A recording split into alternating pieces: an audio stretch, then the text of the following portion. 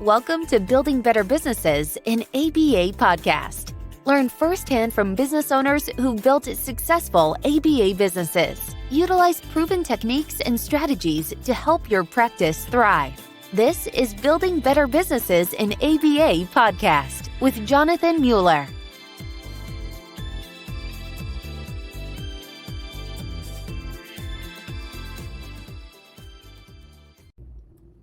My name is Jonathan Mueller, and I am the host of Building Better Businesses in the ABA podcast. And my guest today is Mandy Ralston, who's been certified as a behavior analyst since 2001, a self-described recovering entrepreneur. Mandy's founded not one, but two ABA organizations and has served as a subject matter expert to international work groups, panels related to behavior analysis, ethics, and practice. Mandy, my friend, welcome to the pod. Hey, Jonathan, it's good to see you. I like that you are doing the victory sign, clasping your two fists and moving them left and right. My mom taught me that every time she won a card game, going back to when we were young, she would do that exact same thing. So you just brought back all kinds of memories, dude. Oh, awesome. Amazing. Right off the bat. So Mandy, you're a fan of the Oxford comma. Is this true? It is true. I feel like it clears some things up, right? If you don't have that last comma in there, then you can misconstrue all kinds of information, especially in reading when you don't get tone and body language as some kind of context to what's going on. So it's like if I say, I really admire my parents, comma, Cher, comma, and David Sedaris, comma, that's pretty clear. But if you don't have that third comma in there, then suddenly it's like, I admire my parents, Cher and David Sedaris, and that sounds like they're my parents. Yeah. Okay, so that is super thoughtful. I'm going to give it to you. I'm also going to counter with, we are like over commified in our society, in our writing, and which is the reason I'm not a fan, but I'll quote Vampire Weekend for any Vampire Weekend fans out there. They have a song that goes, who gives a fuck about an Oxford comma? And I'm totally in their boat. I hear you. But we can still be friends, I think, Mandy. I'm a fan of Vampire Weekend, so I think we've found a good Venn diagram to exist in there. Yeah. So. Yeah. Perfect. Did you ever? I mean, this is I don't even know they're not. I don't think they teach this to my kids in schools these days. But like E.B. Strunk and White was like my Bible style guide, like in high school and college. Did you have a style guide? Well, ironically, my style guide that I used was the AP style, which is anti-Oxford comma, right? So the Oxford comma is totally personal preference. It's not been something that's been pedantic, beaten to my head. So I love it. You're a flexible and creative and open-minded thinker. Just one of the many reasons I love you, Mandy. You describe yourself as like a recovering entrepreneur, and I really like this. But I'm curious, like, what parts of entrepreneurship do you feel like you most needed to recover from? Well, I say recovering entrepreneur in the spirit of like the addictive quality of entrepreneurship, right? That you're sort of always in recovery if you are an entrepreneur. And so trying not to let some of those inclinations and behaviors get the better of you, the constant go, the being on all the time, the imposter syndrome, the not sleeping enough, playing chess on 6 different boards at the same time, essentially. Being an entrepreneur is literally building the plane as you fly. And it's because nobody else has done it quite what you're doing right now. Then you're literally making half of the stuff up, and it's a little bit maddening. So yeah, I think recovering entrepreneur is about trying to learn from your mistakes and continue to do better moving forward, but not letting that entrepreneur voice get the better of you, I suppose. So. That's well said. Part of being an entrepreneur involves taking lots of risks.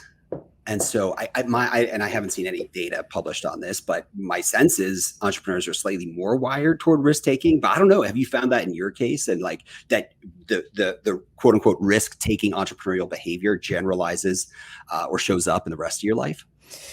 Yeah, there was a Forbes article that I found a long time ago about entrepreneurs and their mental health and some of their proclivities. I'll have to dig that up somewhere. But it's funny. I'm not really a risk taker outside of my entrepreneurship, I guess. I'm very concerned with doing the right thing, right, and following the rules and not being in trouble and all that kind of business. Which I'm still the same about my business for the most part. It's like I want to do it right. I want to be in compliance with all the applicable laws and regulatory bodies, but also, there's the fine line of not towing the line to the status quo. And in order to innovate, you have to break some rules to get to the other side. So it's a fine balance. It's calculated risk, right? Calculated risk sounds appropriate. Well, like, tell me about this like calculated risk and entrepreneurial journey. You found it. I mean, it's extraordinary. You founded two different ABA providers, and like going way, way back. But Verbal Behavior Consulting, you spent 12 years there as founder. And what did you learn most from that journey? Um, Gosh, I don't know. I feel like that's an entire talk show of its own.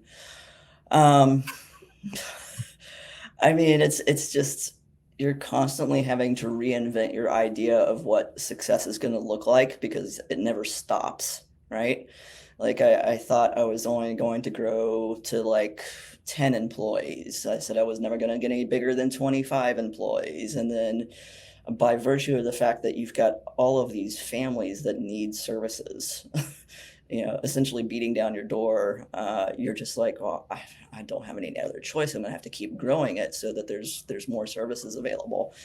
And I don't regret growing, but I think I learned lots of lessons about having a controlled plan to do so, being very conscious about having the right amount of capital around growing to that degree, because we exploded after the insurance mandate was passed here in Kentucky, and it was really really difficult between 2017 and 2019 with lots of changes going on in the industry at the same time. So yeah, I don't have any regrets about all the choices, but I did get some pretty expensive lessons. So.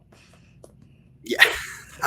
Expensive lessons. And I think what maybe those outside or haven't yet been entrepreneurs don't fully appreciate is that, I mean, not only are you running a business providing amazing services to families and you're focusing on your team and doing revenue cycle and yada, yada, all this stuff, but it's like unless you get outside funding, it's your personal capital at stake. And that's okay when you're small, but there's a certain point at which you get to and you're just like, dude, I mean, like, and who knows what happens, right? A payer doesn't pay, decides not to pay for 3 months. And then you're like, I'm going to miss payroll. Yeah. And that's the level of like risk and investment as you get larger, just like it feels like it doesn't just grow, it grows by like orders of magnitude. Yes. And that could be a scary part of like that, just that access to capital.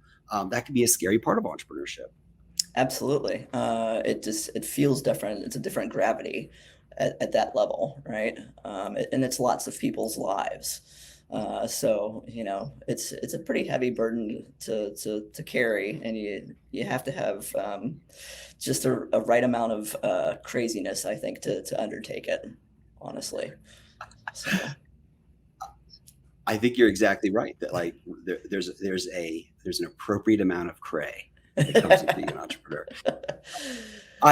Speaking a little bit of cray, you're a data geek, and I've always found that data is sexy and it's just extraordinary. And you've worked in clinical intelligence and decision making and algorithmic stuff and things that I can't even like pretend to understand, Mandy.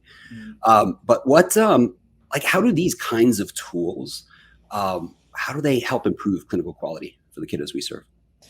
Well, it's as one of my friends has said before, and I repeat this often, it's the road to hell is paved with data you never look at, right? So, like, if you're not actually looking at all the data revolving around all the different decisions and impact points that you have in your business or your clinical services or your finances or whatever, if you're not looking at the data, you're not fully informed, right? And so, Mm.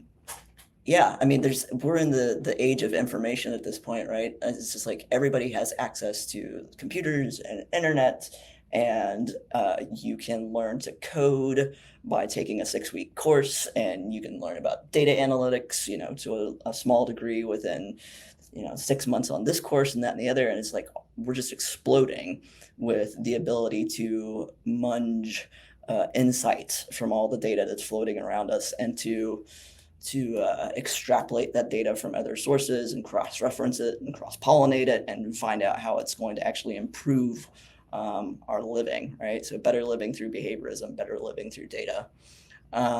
So Mm. yeah, I've completely lost track of what the original question was as I'm like sitting over here searching for words. How do I think it's going to impact our particular field? Well, I think we'll finally start making some good choices and really get down to understanding what are best practices and what are standards of practice, because frankly, we don't really Mm. have them at the moment, at least not an agreed upon group of them. At least that's my assessment of the field right now. It's like you can't get people to decide on how it is that we come up with an intensity of services, right? You can get 20 Mhm. different behavior analysts here in the same room and present them with one client, and everybody's looking at that one client, and you say, okay, to begin with, what assessment do you want to use? And everybody will have a different answer, and they'll have a different set of logic as to why they came up with that answer, right?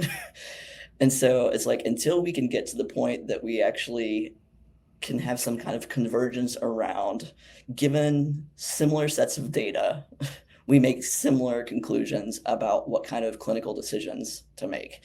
Then I think we can actually talk about the effectiveness of our interventions as an aggregate. Mm.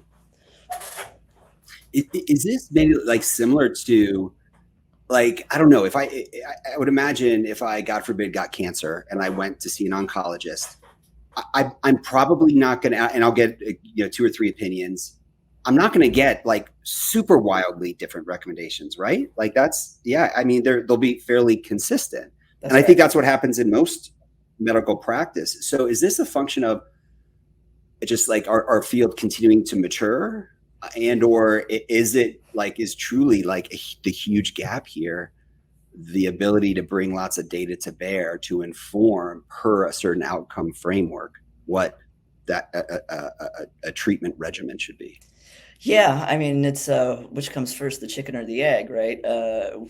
In my last couple of years of building clinical decision support systems, trying to put forth some kind of thesis about how you actually come to these types of decisions, especially around treatment intensity, right? I was met frequently with questions about, well, where'd you come up with that? Like, there's no research for, what intensity of services to give a child that's over 8, Mm. right? And it's like, I know we don't have the research, but how are we going to test it if we don't try it? So it's literally, we've got to fuck Mm. around and find out a little bit and look at our data and say, well, what happens when we give somebody 35 hours a week? Because I hate hearing, stuff about, well, after a certain age, intensive intervention is no longer effective, right? Have you heard that frequently? Absolutely, yeah. Except in case maybe of like severe problem behaviors, but yeah, I hear that all the time, especially from payers. Yeah, so if there's this idea of neuroplasticity and that it's no longer effective after age whatever, like what are we doing with an entire sector of our field for OBM, right? Like that's applied behavior analysis that's just being used with adults that Wow. not even presenting with F84.0, right? So don't tell me that ABA is not effective after a certain age. Otherwise, we wouldn't have half of the other delineations of focus that we have. So yeah, I get annoyed with that. That's such a great point. And like, don't our brains develop like until we're 25 or so, or like you can't rent a car till you're 25 because you're making stupid decisions. I mean, I'm still making stupid decisions at 45, but to be clear, like that idea around neuroplasticity is absolutely right. So Right. where did that come in? Right. Well, and again, it's like anybody that suffered any kind of brain injury or other type of injury in general that requires rehabilitation, right? You have to relearn certain skills. And so it's not like they say, well, you had a car accident at 45 and you're not going to be able to relearn any of this information because you're past a certain age. That's not correct. That's one of my many little soapbox issues. It's fascinating. I have heard, and correct me if I'm wrong, but so evidence-based practice is the intersection of the body of research, a clinician's scope of practice, and the needs of the patient or family. I think it's something like that, right? And where can we see that fitting in to this sense of evidence-based practice, if that's even the definition? So please push back on that if I'm mischaracterizing. Yeah. No, I'm not sure of the definition of evidence-based practice off the top of my head, in an academic sense, but what you're describing is what I call an ethical efficacy model of treatment selection, right? There's what's based in evidence, what's in the literature as something that would be an evidence-based practice. There's clinician competency, right? What's in your scope of practice and what are you actually competent to provide? And then there's what the environment will support, including client preference, right? And caregiver and environmental preference, right? And so choosing the appropriate intervention is an intersection of those three things. And it's an ethical efficacy issue because there is no one correct answer to that situation. If I'm a practitioner and I get a client that is mostly non-vocal and needs to learn how to request items, man training, right? I may have to do an assessment about whether or not they prefer sign language to a communication device to some kind of picture selection system, right? Well, maybe I am only trained in sign language. I'm not trained in picture selection systems, right? But then the clients prefer picture selection systems over sign language, right? And then the evidence shows that this. So what becomes the right thing to do with that client? And that's multifaceted, and we don't have time to unpack the whole thing. But you have to consider all those things at the same time. So yeah, I think the data may be able to tell us, if we're able to collect data on those types of decision making, what happens when you choose, the thing that is highly preferred in the environment and supported by the environment over practitioner competency. Is it more effective, or is it more effective when you choose what's competent for the practitioner versus a second on the list of what is actually supported by the environment? So I think the data will tell the story if we start taking the data and we start looking at it. Okay, you're blowing my mind. Holy shit, Mandy. So is there an answer first? Is there an answer to that question? What's better? Be a little bit outside your scope of practice, but there's going to be a better outcome because the client prefers it, or vice versa? Or do we not yet know? I don't think we have a clear answer. That's what I'm saying. It's so multifaceted because, maybe the best thing to do, as an example, is to go ahead and start intervention because I'm competent in the thing that I know how to do, and wait until I can get additional training or mentorship from somebody else that knows how to do the preferred augmentative system, right? Maybe that's the most appropriate thing to do. It just depends. There's so many different factors that go into it, but I think we have to start thinking that way about treatment selection so that it's not just, well, why'd you choose to use the ABLs? Because that's what I know. Right? That's not an okay answer. Right? Why did you use the Vineland? Because that's what the funding source requires, right? So it has to be that intersection of what's best for the client, what's supported in science, and what are you competent in.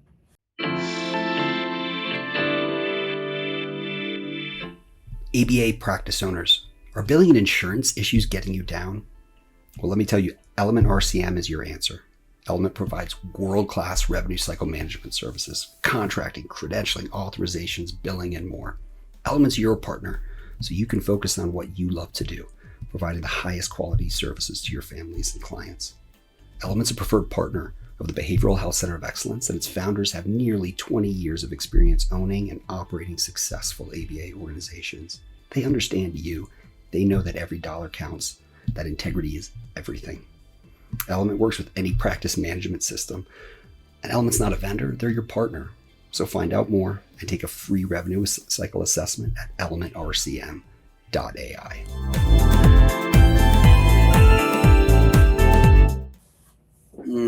Well, I want you in just a moment to actually take me through what these data models look like, right? And what data points are they capturing, and how is that interacting with other data sets from the past?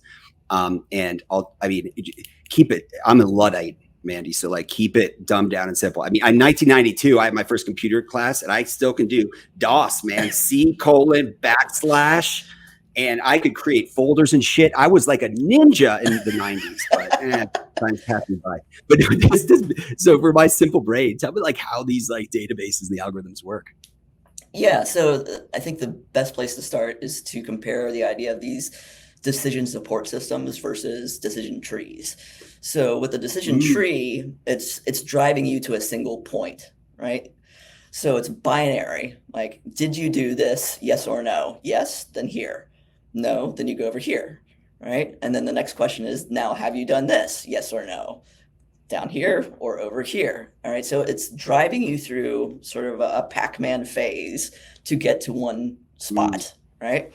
Versus the clinical decision support systems are interactive, and what questions they ask you next are predicated on how you answer the previous question, but it's not driving you to a singular point. It is populating all of the different considerations that you need to take into account as you are making these treatment decisions, right? So it's saying, okay, this person's telling you that they are 8 years old, and the things that they're concerned about are food selectivity and being able to go out in the community safely and have dinner at a restaurant.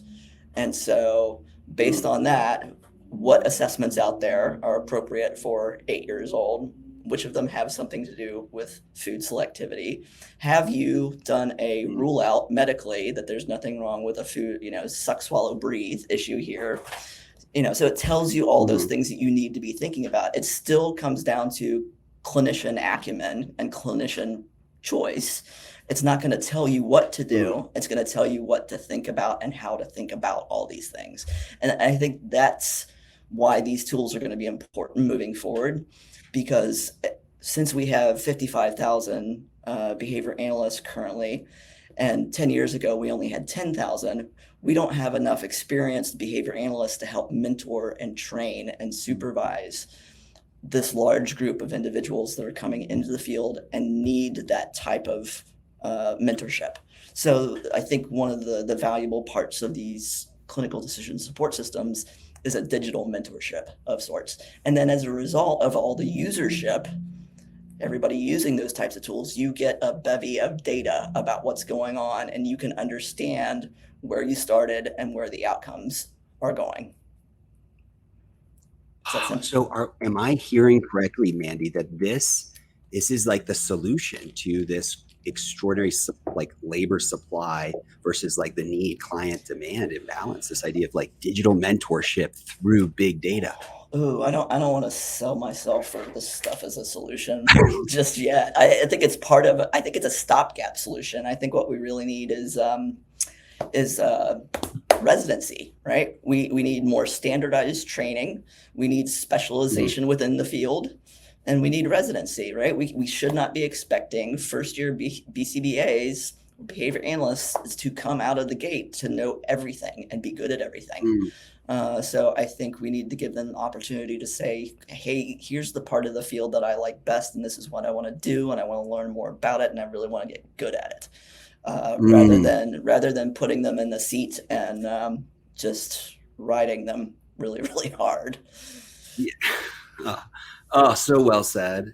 Yeah. Everything that we can do to create further and invest in, whether it's provider level, graduate level, in the academic world, better professional development training, it will go so far. But let me ask you, have you seen the movie Terminator? Long time ago, yeah. long time ago. And Yeah. many listeners, I'm probably dating myself here, but you remember Skynet, right? This was like the corporation that took over the world. Yeah. Um, at what point are you going to be worried that Skynet is actually real and we're moving toward robots I, taking over I the I think world? we're getting closer than I care to admit. I was having dinner with a friend last night, and she was telling me about being in Chicago at a restaurant and trying to Shazam what the music they were listening to, and she Mm. couldn't get it to come up, and it's because it's all AI music. Like What? they were playing AI music in this restaurant in Chicago, and so it's like, and she, it's actually kind of brilliant because they're avoiding having to pay for royalties by piping this stuff into their restaurant. But at the same time, it's AI music. It's just like, what even is What? that? Yeah. So her AI in the Shazam app was trying to interact, not maybe super successfully, with an AI musician. Yep. Holy shit. So we are closer than we thought. It's a little disturbing. Yeah. I was told once, don't ask questions that you don't want to know the answer to. So I'm going to probably have to retract my question on that. But like in all seriousness, there's been a lot of dialogue, especially online recently, about private equity valuations, these high profile instances of families having really poor service experiences. And I'm curious, what is this? How do you feel? What does this portend for the future of our field? And then is there a role that data plays with this? Yeah. I mean, I think a few things are happening. I think we're seeing some very, what's the word I want to use here? We're seeing some stories that are really suboptimal about what's happening for consumers, clients within applied behavior analysis. But those have been there all along, I think, because of the critical mass that we're at based on private equity and the size of what's going on at this point. I think it's bringing them to the top. It's like we're hearing them more readily, right? I also generally have the opinion that private equity has come into the ABA space, and they have tried to scale it in the same way nursing and other types of healthcare has been scaled. But what's missing is the standardization of clinical care. ABA, I think, scales very nicely operationally, right? Based on that sort of pyramid of supervision to techs. Operationally, that works out.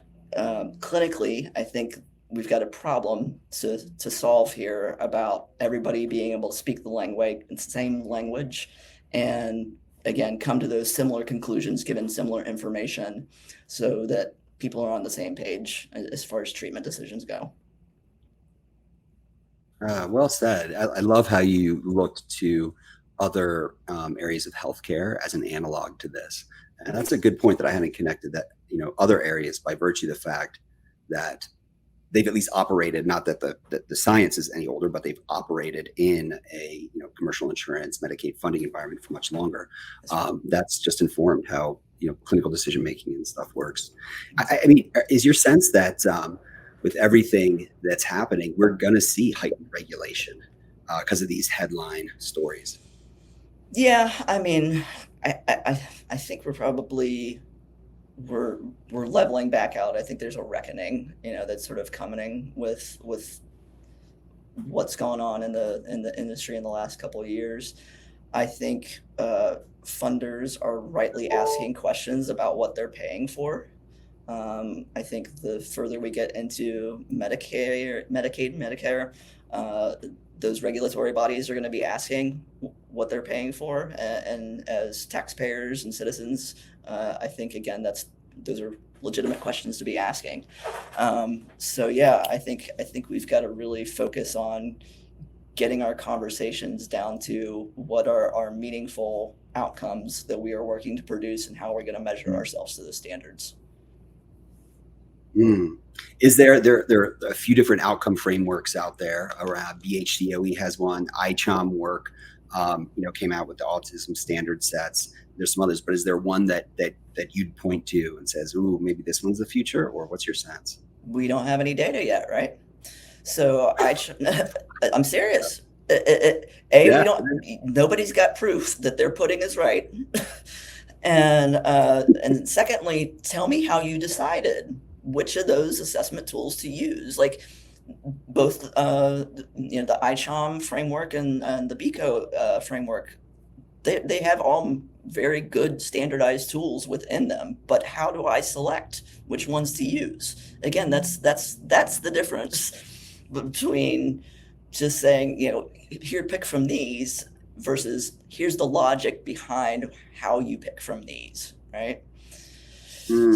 So it's going to be interesting. It's going to be interesting.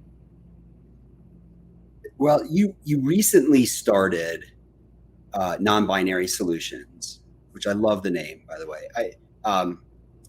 But first question is, did you actually fall off your entrepreneurial wagon? Totally. You fell off the wagon Totally. in starting it? Yeah. Okay. Yeah. It's just like, oh, here I go again. Here. No. Tell me more about non-binary solutions and what you all are doing besides trying to cope with this entrepreneurial recidivism.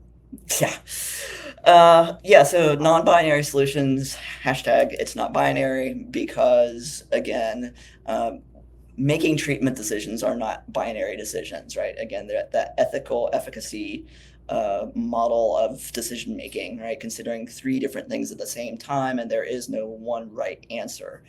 You do sort of have to F around and find out. And so, again, these clinical decision support systems that I'm making custom ones for different providers that are widely dispersed across the United States. And what I hope to be able to do is determine from their usership data who's doing what well, right? And then based off what they're doing well, change each of the models so that we get closer to best practice within a single model. And that's a thing that can go on and on and on and on, because as new information and new literature and new research comes to light, we'll have to change our practices, right? So those models will be continually updated. I mean, this is a lifelong thing. As you learn new information, you change your model. And so that's what I'm really interested in providing as a service to other behavior analysts, and therefore to greater impact to the constituents of applied behavior analysis, is a systematic way, a standardized way of coming to treatment decisions, so that we can then get to a point where we can talk about, I know that it was my independent variable that produced these outcomes for this group of people. So that's what I'm hoping for.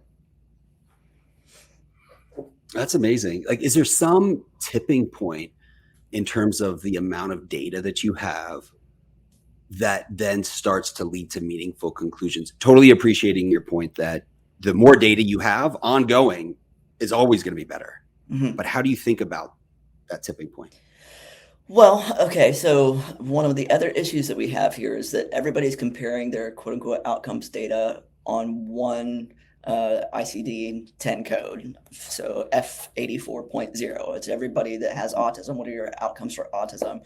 Well, autism is not a homogeneous group of people in the first place. It's a very wide range of people and their needs and their strengths and their skills and so on and so forth.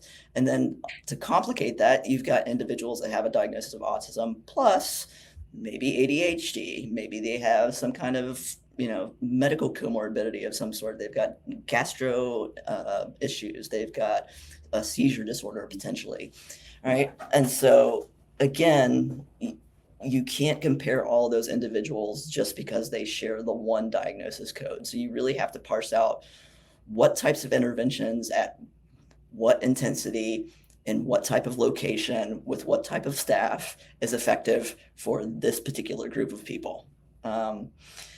And so with data and machine learning, what you can get to is an understanding of, here's how most people respond to this treatment, right, in a trend. And then you have the people that are diverging from that trend. And so that data should then alert you. If we know that, generally speaking, people in this group tend to respond in this way, then when you get to a divergence of some sort from that trend line, that should flag you as a clinician to understand something's different. You need to make some kind of other treatment decisions for this person because they're not responding in the same way that we have been able to predict reliably based on data what should be happening. That's the golden grail, right? Yeah. That's a lofty Help goal. me understand maybe the difference. Yeah. Well, I have no doubt you will get there and you'll amass the data along the way to like make this super meaningful. Help me understand the difference between machine learning and AI, artificial intelligence. Well, machine learning, I think the best way to think about it is that you have to feed it. And depending on what you feed it, that's what it's going to learn from, right? So if you only feed it Cheetos all the time, it's only going to tell you about how life in Cheeto land is going to be, right? But if you give it a nice balanced diet, it's going to produce something different. So the artificial intelligence, I think, is the notion that it then does the thing on its own later on in that growth period. But the machine learning is based off of, again, what you're giving it to think on. And so depending on how diverse the data is that you give it to think on, it'll produce different types of models. Oh, wow. So AI is truly like the Sky Net. It's thinking on its own. I don't know if that's correct, but that's kind of how I think about it. I have no idea if that's actually accurate with the AI. Well, I got so distracted when you mentioned Cheeto land. Like now my mouth is watering and I want to go to this Cheeto land. So if I have to sacrifice my individuality and be taken over by robots, but I'll be in Cheeto land, I'm happy. That's good for me. Yeah. Dust, orange dust and all. Right. Well, man, what's one thing every ABA provider should start doing and one thing they should stop doing? I think all behavior analysts, if you're doing it, I think the thing that people need to stop doing is stop weaponizing the ethics code. Right? Like stop throwing daggers at each other about you're doing X, Y, and Z wrong, and I'm going to report you, and that's unethical, and point, sort of outrage and blame culture. It's not helpful at all. And so what you really need to start doing is to really contextualize people's decisions and their behavior and be compassionate and kind and graceful, because I promise you, being in a field such as behavior analysis, something like psychology, you are going to be in a rude awakening in about 5 years, 10 years, 20 years, because what we're doing today is going to be wrong. In just a little while, our practices today will no longer be relevant or considered appropriate in just a few short years. So calm down. Yeah. Oh my God. Spoken like the true Yoda that you are, Mandy. Well, where can people find you online? You can find me at amandaralston.com. You can find me at nonbinarysolutions.com. You can find me on LinkedIn. If you want pure memery, not for the faint of heart, you can find me on Facebook. Definitely not the professional me there. So yeah, I'm a little bit all over the place. Oh my God, I'll drop all those in the show notes. I know memes don't let themselves be explained, but do you have a favorite meme of late that you think would translate to listeners? Gosh. No, I can't think of one right off the top of my head. I wasn't prepared for that one. I'm gonna go follow you on Facebook because I want to see inappropriate memes. That sounds right up my freaking alley. Yeah, I get stopped in the grocery store, the coffee shop, everywhere. Like people are like, "I love your memes, thank you." It's like this weird little obsessive habit I have over coffee every morning is just to go meme hunting and then post them for everybody. So, do you know that is a true service to our world, Mandy, and I appreciate that you're doing that. Are you ready for the hot take questions? I think so. Let's find out.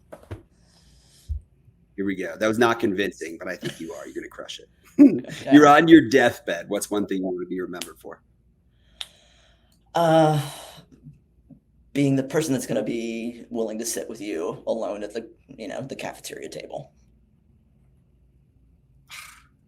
God, that's awesome. Thanks. That hits me here, dude.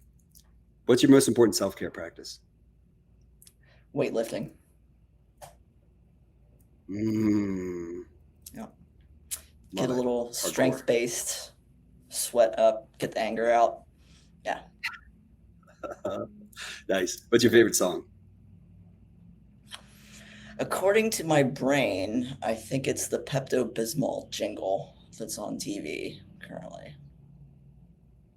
Yeah. Ooh. I don't think I've heard that. Do you care to sing it? It's like upset stomach, diarrhea. It's like that's the hook right there at the end. And it's like 4 o'clock in the morning. My brain's like, hey, you want to hear this again? Let's do it.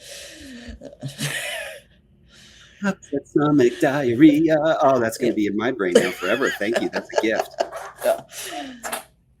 Yeah. If you give your 18-year-old self one piece of advice, what would it be?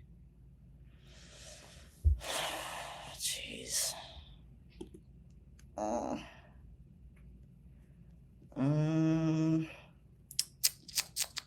Try to think.